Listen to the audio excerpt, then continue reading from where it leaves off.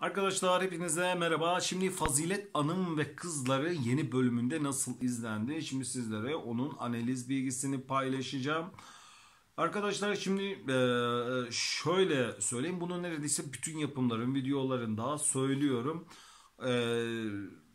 Fazilet Hanım ve Kızlarında da bunu söyleyeyim. Arkadaşlar Fazilet Hanım ve Kızları şu an son bölümünden düş gidiyor. Ha, yine genel olarak gidiyor. Bu akşam yapım genel olarak yayına giren yapımların geneline baktığımızda Fazilet Hanım ve Kızları e, güzel seyirci çekiyor ve seyirci ilgisini çekiyor. Ama şöyle hani e, yüksek bir seyirci kitlesi dediğimiz olayı pek karşılamıyor. Ama bu bence şeyden kaynaklı. Arkadaşlar maçlardan kaynaklı ya. Çünkü gerçekten maç kanalları aşırı derece seyirci çekmeye başladılar ve özel kanalları etkiliyorlar. Bunu diğer yapımların analizlerinde de belirttim. Ama genel olarak toparlarsam Fazilet Hanım ve Kızları şu an devam ediyor. Genel olarak da şu an izlenmesi de iyi gidiyor arkadaşlar. Aslında eleştiri değil bu benimkisi. Ben Fazilet Hanım ve Kızlarının rating için yaptıkları Ece karakteri üzerinde uyguladıkları şeyleri falan hiç doğru bulmuyorum arkadaşlar. Çünkü bu dizileri izlerken o yaşlardaki çocuklar etkilenebiliyor. Yani Ece sonuçta dizide daha bir çocuk. Yani Fazilet'in hareket tavrı işte evlendiği Egemen ailesinin baş patronu diyorum Azım Efendi'ye. Azım adamın adını da tam olarak söyleyemiyorum. Beğenmiyorum arkadaşlar. Yani evet reyting için bir şeyler yapılması doğru. Ya şöyle bir de arkadaşlar yani bir yandan yaptıkları aslında yanlış bir şey değil.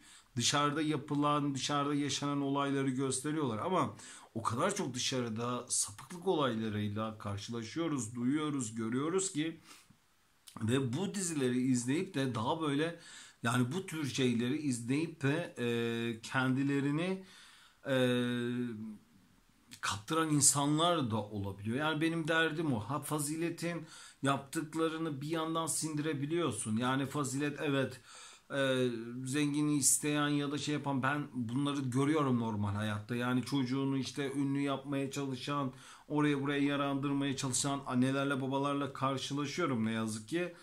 Çocukların hayatını kendi elleri parmakları içerisinde oynatmak isteyen aileler var. Zaten beni de korkutan o.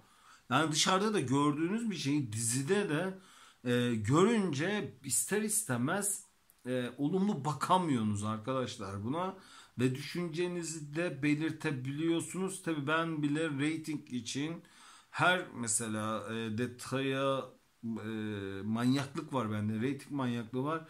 Ben bile bu rating manyaklığında Fazilet Hanım ve Kızlarında bazı yapılan sahne karakterlerini yapamazdım. Kesinlikle yapamazdım. Yani adamlarda reyting için yaptıkları şeyde büyük bir cesaret var arkadaşlar.